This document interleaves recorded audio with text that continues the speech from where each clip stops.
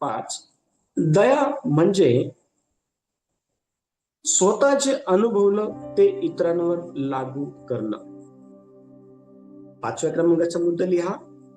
दया म्हणजे स्वतः जे अनुभवलं ते इतरांवर लागू करणं.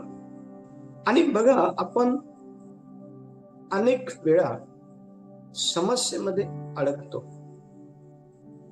आणि त्या समस्येतून बाहेर येण्याकरता देव आपल्याला मदत करतो म्हणजे थोडक्यात देव आपल्यावरती दया करतो त्या समस्येतून बाहेर येण्याकरिता. मग आता आपल्याला जो अनुभव देवाचा मिळालेला आहे समस्येतून बाहेर येण्यासंदर्भाचा, तर हाच अनुभव आपण इतरांच्या जीवनामध्ये लागू करणं म्हणजे दया आहे. लक्षात. आता हा मुद्दा समजून घेण्यासाठी आपण लूक याचा 18वा अध्याय, मत्ते 18वा अध्याय, माफ करा, मत्ते 18वा अध्याय आणि वचन 33 जे आहे हे आपण वाचणार आहोत. आणि हा जो मुद्दा आहे दया म्हणजे स्वतः जे अनुभवलं ते इतरांवर लागू करणं, हा आपण समजून घेणार आहोत. आणि बघा, मत्तेचं पुस्तक 18वा अध्याय आणि वचन 33 काय म्हणते पाच ठिकाणी. वचन 33. जशी दया मी तुझवर केली तशी दया तूही आपल्या सोबतीच्या दासावर करावयाची नव्हती काय? Very good. आता बघा, ह्या ठिकाणी राजा ज्याला लक्षवधी रुपये जे आहे ना सोडून देण्यात आले होते त्याच्याकडनं अपेक्षा करत आहे. आणि अपेक्षा काय माहिती का? तो अतिशय स्पष्टपणे मत्तेच्या पुस्तकाच्या 18व्या अध्यायाच्या 33 वचनातून त्याच्या मनची जी काही गोष्ट आहे तो ते बोलून दाखवत आहे त्या लक्षावधी रुपयाच्या देणे करायला. आणि काय बोलत माहिती का? तो म्हणत आहे जशी मी तुझ्यावर दया केली. आता काय दया काय केलेली आहे? तर बघा, ज्या वेळेला आपण लूक 18वा अध्याय आणि त्या ठिकाणी अतिशय स्पष्टपणे आपल्याला पाहायला भेटतं वचन 27 कोणीतरी वाचा. तो म्हणाला, ज्या गोष्टी मनुष्याला अशक्य त्या देवाला शक्य. वचन 18, मत्ते 18 आणि 27 वचन. मत्ते 18. येस, वचन 27.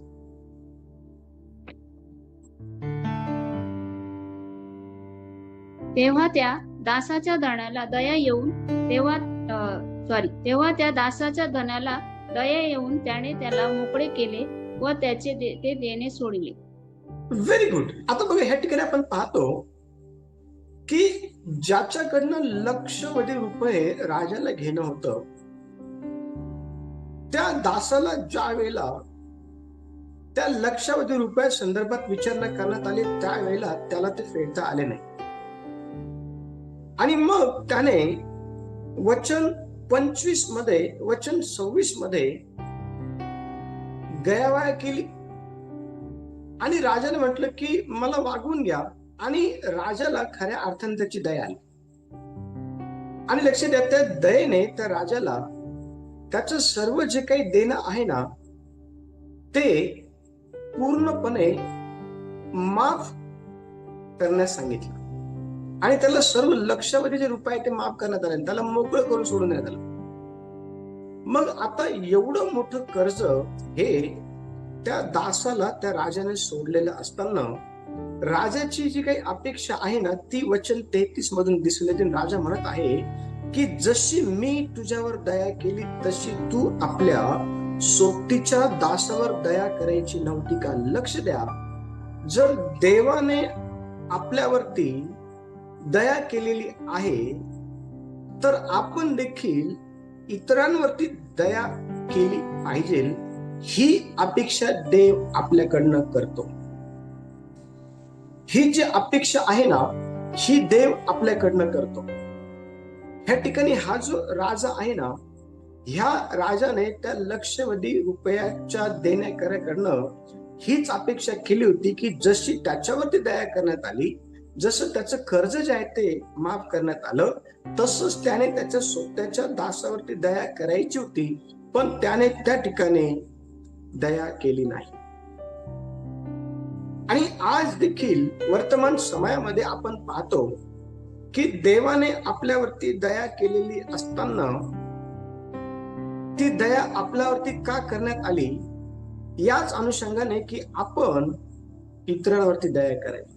आपण जे अनुभवलेलं आहे, लक्ष द्या, आपण जे अनुभवलेलं आहे ना, तेच आपण इतरांच्या जीवनामध्ये जे आहे ते लागू केलं पाहिजे. कारण आज अनेक लोकांना दयेची खऱ्या अर्थाने गरज आहे.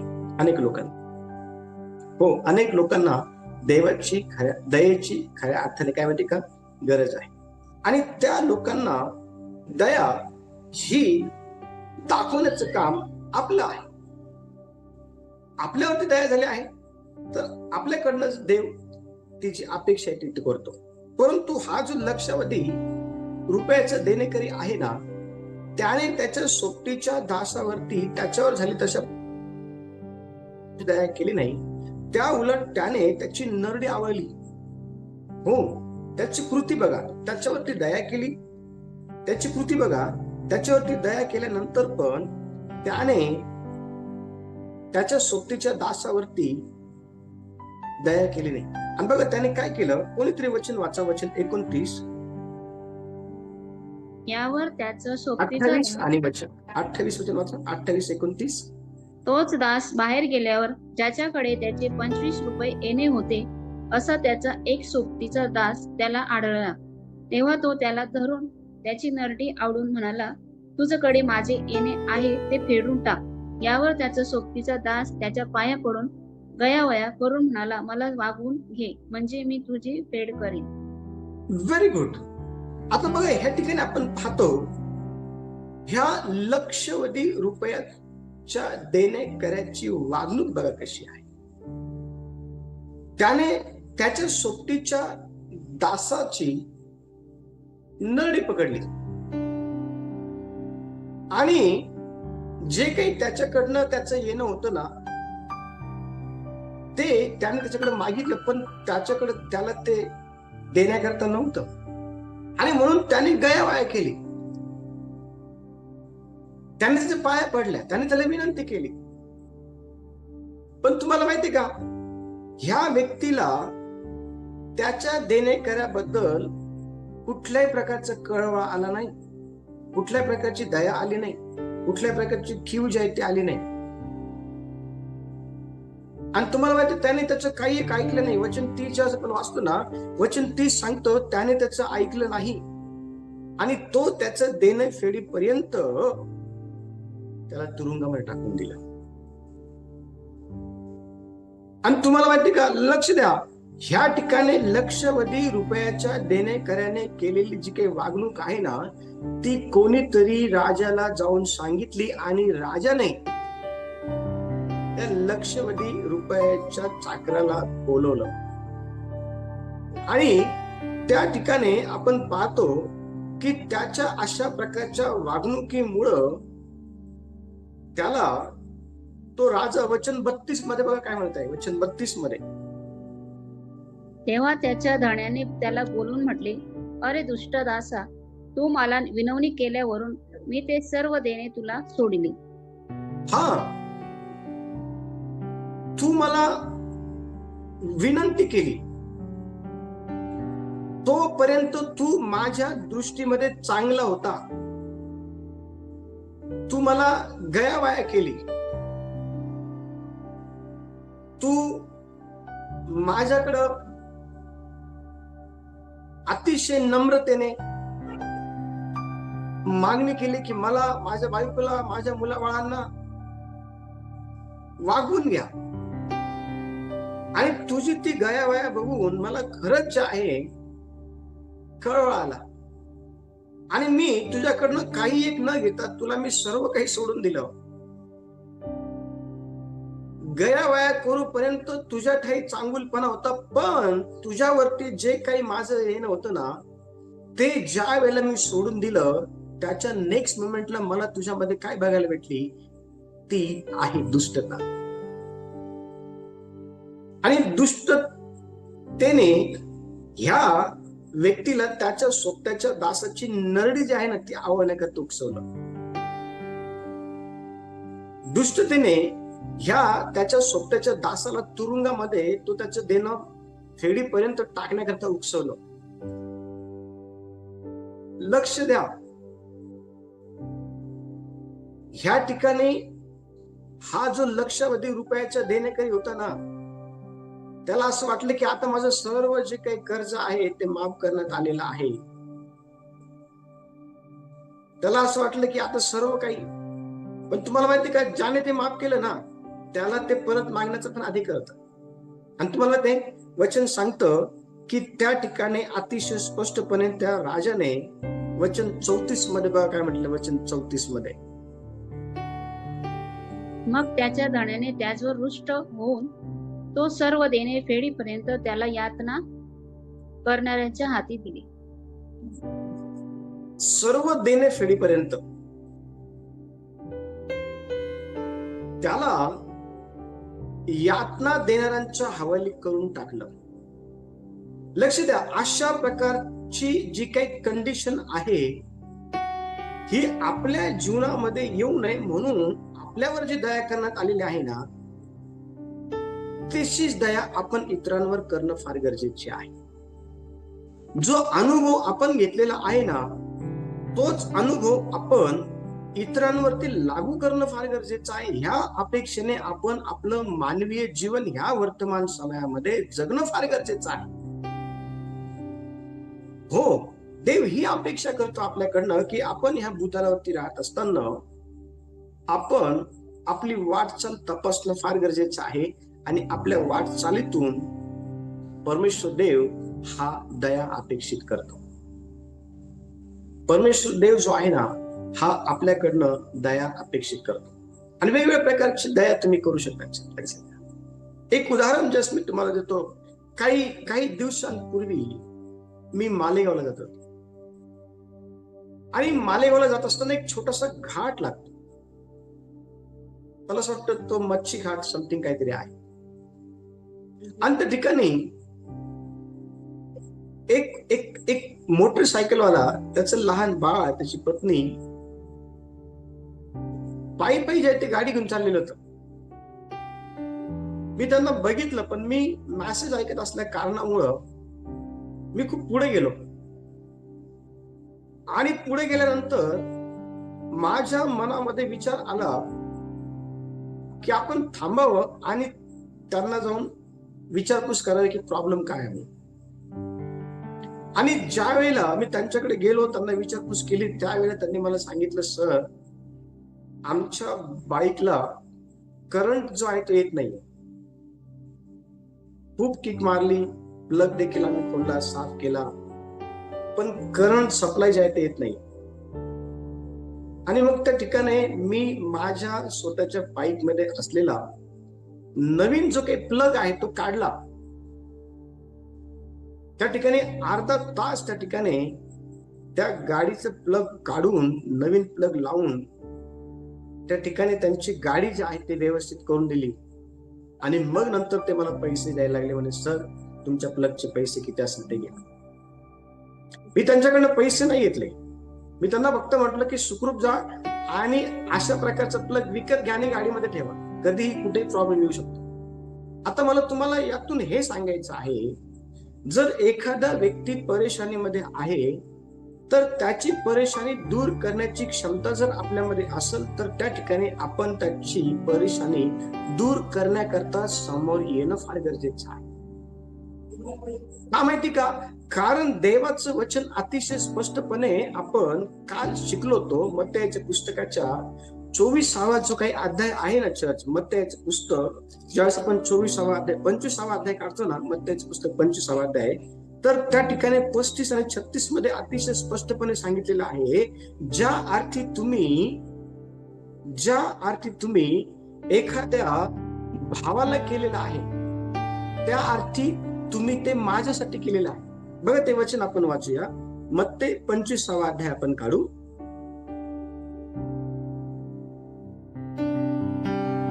त्याचं 40 वचन वाचा.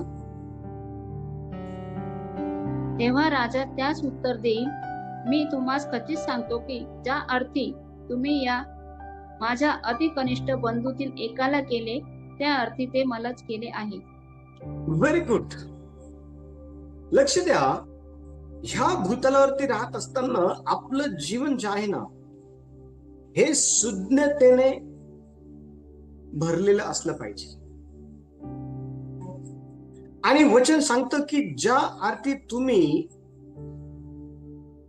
एखाद्या कनिष्ठ बंधूला केलेलं आहे त्या अर्थी तुम्ही ते मला केले. लक्ष द्या, एखाद्याला मदत करणं,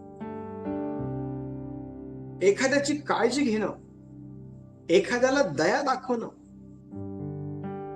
म्हणजे देवाला दया दाखवणं आहे, देवाला करणं आहे. हा आहे आत्मिक नियम. हे आपल्याला समजणं फार गरजेचं आहे. आणि लक्ष द्या, दया ही आपण जर केली नाही तर आपल्यावरही दया करण्यात येणार नाही. आपण जर दया केली नाही तर आपल्यावरही दया होणार नाही. हे आपण समजून घेणं फार गरजेचं आहे. पुढचा मुद्दा, 6वा मुद्दा, दया म्हणजे कोरडे नियम पाळण्यापेक्षा प्रेमाने वागणे. पुढचा मुद्दा लिहून घ्या, मुद्दा क्रमांक 6. दया म्हणजे कोरडे नियम पाळण्यापेक्षा प्रेमाने वागणे. आणि बघा, होशे 6वा अध्याय आणि त्याचं 6वं वचन आपण वाचूया.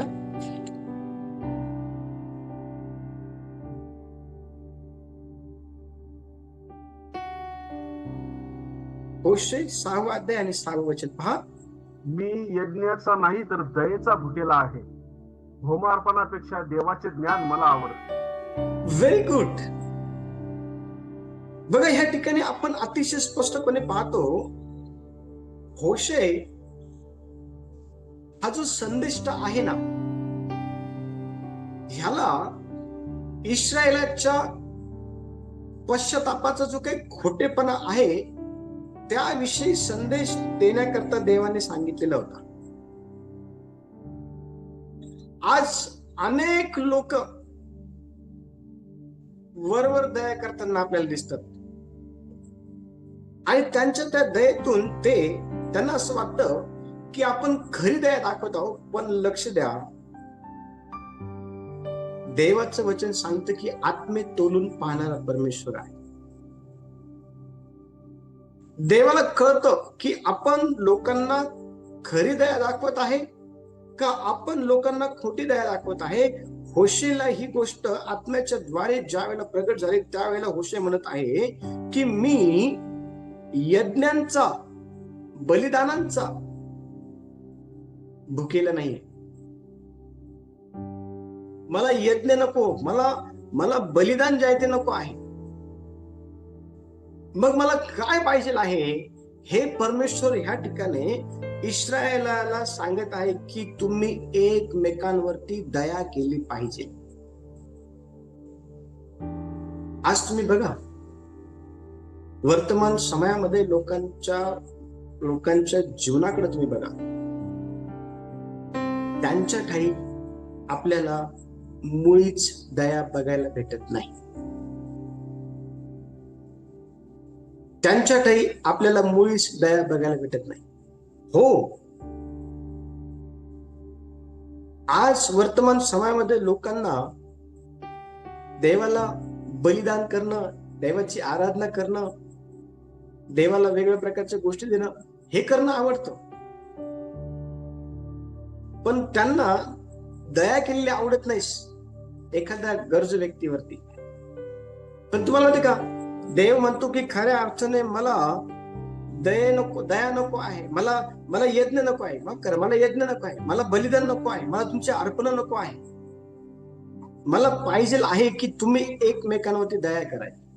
तुम्ही गरजू व्यक्तीवरती काय करा माहिती का, दया करायची. आणि बघा, ज्या वेळेला आपण मत्तयाचे पुस्तक 12 अध्याय आणि वचन 7 वाचतो ना, तर त्या ठिकाणी प्रभू येशू ख्रिस्त हा शाबातापेक्षा आजारी लोकांना बरं करून त्यांच्यावरती दया करण्याला जास्त महत्व देताना आपल्याला दिसून येतं. बघा, मत्तयाचे पुस्तक 12 अध्याय आणि वचन 7 काय म्हणत आहे, मला दया पाहिजे, यत्न नको. याचा अर्थ तुम्ही समजला असता तर तुम्ही निर्दोषास दोष लावला नसता. Very good. देवाचं वचन सांगत आहे, आता आपण वाचलं होशेयाचं पुस्तक 6 अध्याय 6 वचन, तेच या ठिकाणी आहे. आणि प्रभू येशू या ठिकाणी अतिशय स्पष्टपणे शाबत दिवशी त्या ठिकाणी आपल्याला पाहायला भेटतं वचन 2 मध्ये की पुरुषांबरोबर बोलत आहे.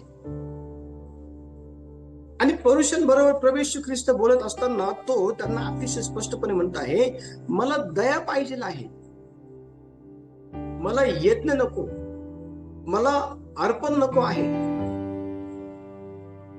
मला तुमची जी काही खोटी भक्ती आहे ती मला नको आहे, मला दया पाहिजे आहे. आणि हे जर तुम्हाला कळालं असतं तर तुम्ही निर्दोषांना दोष लावला असतं. म्हणजे त्या ठिकाणी प्रभू येशू ख्रिस्त हा अतिशय स्पष्टपणे त्यांना हे म्हणत आहे की तुम्ही निर्दोषांना दोष लावताना यापेक्षा तुम्ही खऱ्या अर्थाने दयेचा अर्थ काय आहे हे समजून घ्या. लक्ष द्या, प्रभू येशू ख्रिस्ताने शाबात दिवशी अनेक लोकांना बरं केलेलं आपल्याला पवित्र शास्त्रातील पहिल्या 4 पुस्तकांमध्ये नवीन करारातलं पाहायला भेटतं. त्यांनी शाबात दिवशी लोकांना बरं केलं. त्यांनी शाबात दिवशी लोकांची जी आहे काळजी घेतली. त्याने त्या ठिकाणी शाबात दिवसापेक्षा जास्त महत्व हे कोणत्या गोष्टीला दिलं तर ते आहे आजारी लोकांना. लक्ष द्या, नियम एकीकडं, पण नियमाच्या वरती जर काय आहे तर ती आहे देवाची दया. ती आहे देवाची दया. हो, तुम्ही बघा, जर एक एक्झाम्पल, एक उदाहरण तुम्हाला देतो.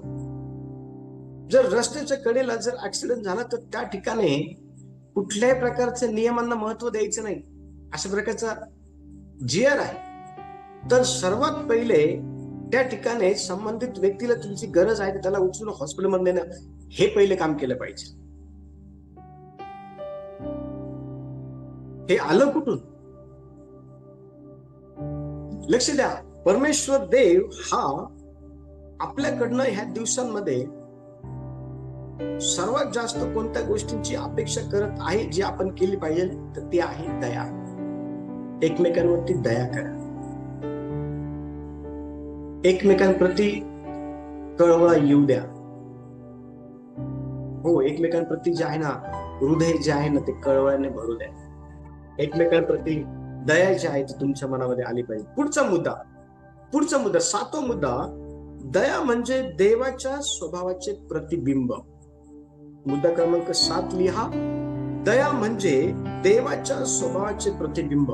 आणि बघा, स्तोत्र संहिता 103 आणि त्याचं 8 वचन आपण वाचू. आणि त्या वचन 8 मधून दावीद राजा हा काय सांगत आहे पहा. स्तोत्र संहिता 103 वचन 8, परमेश्वर कनवाळू व कृपाळू, मंद क्रोध व दयामय आहे. Very good. कसा आहे परमेश्वर आणि आपण कसं आहोत? आपण आपल्या स्वतःला टॅग लावतो, मी देवाचा मुलगा आहे, मी देवाची मुलगी आहे, मी देवाचा सेवक आहे, मी देवाचं मी. चांगली गोष्ट आहे लावणं, चांगली गोष्ट आहे. आपण आपल्या स्वतःची ओळख ही करून देतो की मी देवाचा मुलगा आहे, मी देवाची मुलगी आहे, मी देवाचं सेवक. चांगली गोष्ट आहे. पण काय देवाच्या ठाई असलेला जो काही स्वभाव आहे त्याची ओळख तुम्हाला होऊन तो तुमच्यामध्ये आलेला आहे का? कारण ह्या ठिकाणी दाविदाला परमेश्वर देवाचा स्वभाव कळाला आणि ज्या वेळेला त्याला परमेश्वर देवाचा स्वभाव कळाला ना, त्यावेळेला तो आत्म्याच्या प्रेरणेने स्तोत्र संहिता 103 लिहित असताना तो सुरुवात अशी करतो, हे माझ्या जीवा परमेश्वराचा धन्यवाद कर, कारण परमेश्वर दयाळू, कारण परमेश्वर कृपाळू, कारण परमेश्वर मंदकृत, कारण परमेश्वर दयामय आहे. हे माझ्या जीवा परमेश्वराचा धन्यवाद कर, हे माझ्या सर्व अंतर्यामा त्याच्या पवित्र नावाचा धन्यवाद कर, कारण परमेश्वर दयाळू आहे, परमेश्वर हा कृपाळू आहे, परमेश्वर हा मंदक्रोध आहे, परमेश्वर हा दयामय आहे. लक्ष द्या, दाविदाला परमेश्वराचा स्वभाव कळाला. आपल्याला परमेश्वराचा स्वभाव काय आहे ना, हे समजणं गरजेचं आहे. आणि हे जर आपल्याला समजलं तर आपल्याला त्या प्रकारे ह्या भूतलावरती वर्तमान समयामध्ये लोकांबरोबर राहणं अतिशय जे आहे ना सहज जायचं. वचन सांगतं, तुमचा प्रकाश हा लोकांसमोर असा पडू द्या की लोकांनी तुमचे सत्कर्म पाहून जिवंत देवाचे गौरव करावं. हो, देवाची इच्छा हीच आहे.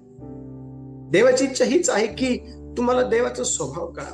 आणि तुम्हाला माहितीये, ज्यावेळेला आपण योनाचं पुस्तक 4 अध्याय आणि 2 वचन वाचतो ना, तर त्या ठिकाणी परमेश्वर देवाचा स्वभाव हा संपूर्ण निनवे शहरातील रहिवाशांनी जे आहे ना अतिशय चांगल्या प्रकारे अनुभवलेला होता.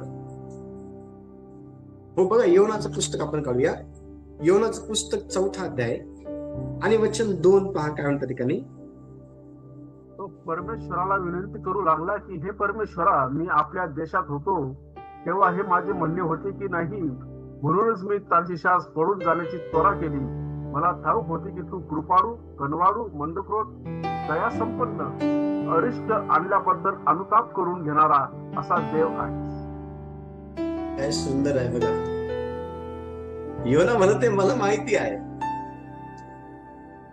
तुम्हाला माहिती का, संपूर्ण निनवे शहराचा नाश करण्याचं परमेश्वर देवाने ठरवलेलं होतं. पण नाश करण्या अगोदर त्यांना सांगितलं जावं ह्या गोष्टी. म्हणून देवाने योनाला जे आहे ना निनवे शहरामध्ये पाठवलं होतं. आणि तुम्हाला माहिती का, निनवे शहरामध्ये ज्या वेळेला योना गेला, वचन वाचू आपण 3 अध्याय 4 वचन पहा काय म्हणत होतो.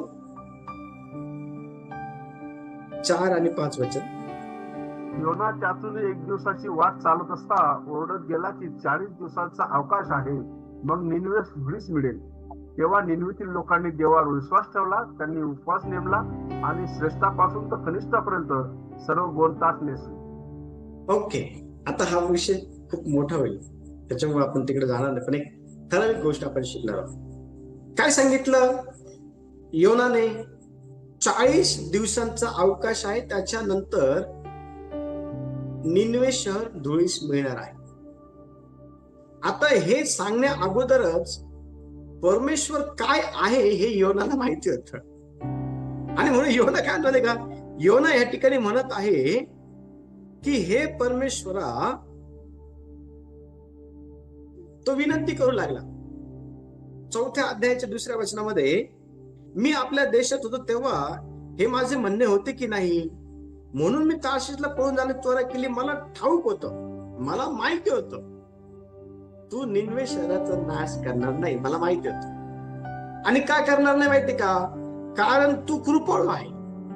तू निनवे शहराचा नाश का नाही करणार, कारण तू कनवळू आहे. तू निनवे शहराचा नाश का नाही करणार, कारण तू मंदक्रोध आहे. तू निनवे शहराचा नाश का नाही करणार, कारण तू दया संपन्न आहे. तू निनवे शहराचा नाश का नाही करणार, कारण अरिष्ट आणल्याबद्दल अनुताप करून घेणारा असा तू देव आहे. तू निनवे शहराचा नाश का नाही करणार माहिती का, कारण निनवे शहरांनी पश्चाताप केला, निनवे शहरांनी उपवास केला की तू त्यांचा नाश करणं सोडून देशील, हे मला माहित होतं. म्हणून तर योना तिकडे जात नव्हता, तो पळून चालला होता जहाजीमध्ये बसून. लक्ष द्या, ज्याला देवाचा स्वभाव कळतो ना, त्याच्याकडनं देव अपेक्षा करतो त्याने पण त्याच्यासोबत लोकांसोबत असंच वागेल. ज्याच्यावरती देवाने दया केलेली आहे त्या व्यक्तीने देखील लोकांबरोबर दयाळूतेनेच वागलं पाहिजे, ही देवाची अपेक्षा आहे. ही देवाची अपेक्षा आहे. आणि मग बघा, आपण आपलं स्वतःचं आत्मपरीक्षण करू आणि आपण विचारू आपल्या स्वतःला की जर देवाने माझ्यावर दया केलेली आहे, मी दयाच्या योग्यतेचं नव्हतो देवाच्या दृष्टिकोनातून, हो नव्हतो आपण. कारण बघा, स्तोत्र संहिता ज्या वेळेला आपण काढतो ना, स्तोत्र संहिता 51 ज्यावेळेस आपण काढतो, तो स्तोत्र संहिता 51 मध्ये आपल्याला अतिशय स्पष्टपणे पाहायला भेटतं. कोणीतरी वचन 5 वाचा, वचन 5, 4 आणि 5. तुझ्या विरुद्धच मी पाप केले आहे. तुझ्या दृष्टीने जे वाईट ते मी केले आहे. म्हणून तू बोलशील तेव्हा न्याय ठरशील व निवाडा करशील तेव्हा निर्दोष ठरशील. पहा, मी जन्माचाच पापी आहे. माझ्या आईने गर्भ धारण केले तेव्हाच मी पातकी आहे. मी जन्माचाच पापी आहे. माझ्या आईने गर्भधारण केले तेव्हाच मी पातकी आहे. लक्ष द्या, आपण दया करण्याच्या योग्यतेचं होतो का? उत्तर आहे नाही. का नव्हतो? तर वचन 5 मध्ये सांगितलेलं आहे, मी जन्माचाच पापी आहे. हो, आपण पापी असता परमेश्वर पित्याने त्याचा एकुलता एक पुत्र प्रभू येशू ख्रिस्त ह्या जगामध्ये वधस्तंभावरती मरण्यासाठी पाठवला. म्हणून तो योहान लिहितो 3 अध्यायाच्या 16 वचनामध्ये, देवाने जगावर एवढी मोठी प्रीती केली की त्याने आपला एकुलता एक पुत्र दिला, अशासाठी की जो कोणी त्याच्यावर विश्वास ठेवतो त्याचा नाश होणार नाही. म्हणून तर यशया हा 53व्या त्या अध्यायामध्ये लिहितो, आम्ही ऐकलेल्या वार्तेवर कोणी विश्वास ठेवलेला आहे. परमेश्वराचा बुज कोणास प्रगट झाला आहे, तो त्यापुढे रोप्यासारखा वृक्षभूमीतील अंकुरासारखा वाढला. त्याला रूप नव्हते, त्याला शोभा नव्हते, त्याचकडे पाहिलं तर त्याच्यावर कुणाचे मन बसल असं त्याचं काही सौंदर्य नव्हतं. तुच्छ मानलेला, व्याधींशी परिचित असलेला असं तो पुरुष पाहून लोक तोंड फिरवेत आणि आम्ही त्याला तुच्छ लेख. खरं पाहिलं असता तो आमच्या अपराधामुळे घायल झाला, आम्हाला शांती देणारी अशी शिक्षा त्यास प्राप्त झाली. त्याच बसलेल्या फटक्यांनी आम्हाला आरोग्य प्राप्त झालं. कुणासाठी मेला येशू? आपल्या पापासाठी. कुणासाठी मेला येशू? जगाच्या पापासाठी. लक्ष द्या, आपण दया करण्याच्या योग्यतेचं नव्हतो, कारण देवाच्या विरोधामध्ये आपण पाप केलं होतं. पण तुम्हाला माहिती आहे का चर्च, देवाने आपल्यावरती दया केली. देवाने आपल्या पापांची क्षमा केली. देवाने आपल्याला जवळ केलं. देवाने आपल्यावरती प्रेम केलं. देवाने त्याचा एकुलता एक पुत्र राखून ठेवला नाही, तो देऊन टाकला त्यासाठी, आपला नाश होऊ नये म्हणून. जर आपल्यावरती दया केलेली आहे, आपल्याला क्षमा केलेली आहे, आपण दया करा, आपण क्षमा करा. आणि यातूनच खऱ्या अर्थाने लोकांना कळल की देव दयाळू आहे. लोकांना कळल देव मंदक्रोध आहे. लोकांना कळल देव कनवळ. लोकांना कळल देव क्षमाशील. लोकांना कळल देव चांगला आहे. लोकांना कळल देव असं आहे. आपल्या वागणुकीतून लोकांना दिसू द्या देव हा क्षमाशील आहे, देव हा दया करणार आहे. चर्च, ही अपेक्षा देव आपल्याकडनं करतो, आपण त्याची अपेक्षा पूर्ण केली पाहिजे. देव या वचनाच्या द्वारे आपल्या सर्वांना आशीर्वादित कर. यावेळेला आपण आपले डोळे बंद करू.